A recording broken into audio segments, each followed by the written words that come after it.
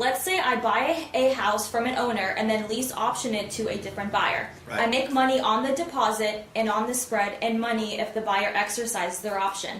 Correct. If the buyer doesn't exercise their option, then I get to find another buyer, cash in on a new deposit, and start over again. Correct. I get all of that.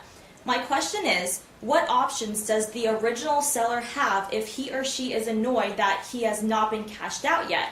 In other words, if I agree to a 3-year term and it ends up going 6 or 7 years. All right. Well, first of all, it's only going to go 6 or 7 years if the seller allows it to. So let's say you're at the end of the 3 years and your buyer is not cashed you out yet. Your seller has 2 choices. Number 1, they can take the house back. Okay, if they want the house back, just give it back to them. Or number 2, they can extend the term for however long you can negotiate, maybe another 3 years. That's the only 2 choices. Now, if you're buying in a land trust like I train you to do, or in an LLC, you have no personal liability, and you better not ever personally guarantee a lease or a note back to the seller, and that's the reason why. So it's up to the seller.